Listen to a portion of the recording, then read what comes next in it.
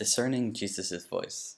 As we think about Jesus' voice and trying to understand what his voice sounds like, we need to think of Jesus in terms of God and God in terms of the Holy Spirit. So Jesus and the Holy Spirit, we can see them as sort of one, really. And so when we think about how Jesus' voice might appear to us, we can think, how does the Holy Spirit appear to us, or how does God appear to us? And he appears in various many ways.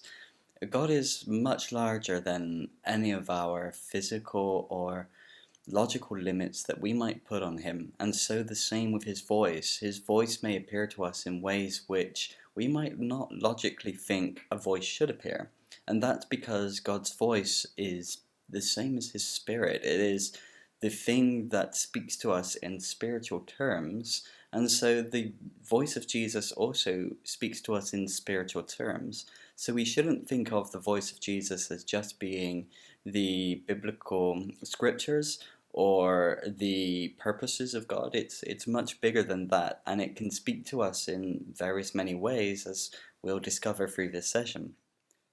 God speaks in ways which might seem incomprehensible to us, as well as sort of everyday mundane ways, in things that seem so normal to us, we might even think about dismissing them in a blink of an eye just because of how normal they seem. But each are equally God's voice. He speaks to us where we're at, and with what we need to hear or see or perceive to understand the message He's giving us. When we consider how to recognize the voice of Jesus, we might need to think about him in terms of spirit.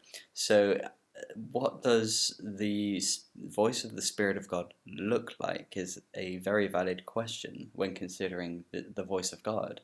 Other questions are, what does the voice of God or the Spirit of God feel like? What does the voice of God or the Spirit of God smell like?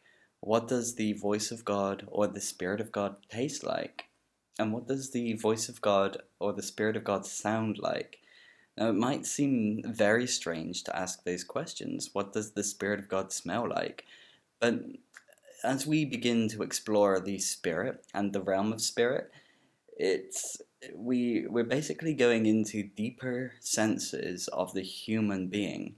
I say being because we are an entire being, a triune being. We are body, soul, and spirit. And just as the body has five senses, so the soul and the spirit also have their senses, which they communicate to each other, and basically it filters all through our body and our mind and our emotions, which give us indications on what the Spirit is saying, of what the Holy Spirit is saying to our spirit. So does it seem strange to consider the voice of God smelling like something? Well, perhaps not, when we understand that when God reveals something, he reveals something from the deepest parts of himself by his Holy Spirit to our spirit, and our spirit communicates that to our entire being, whether that's our emotions, our will, our mind, our thoughts, or our physical senses.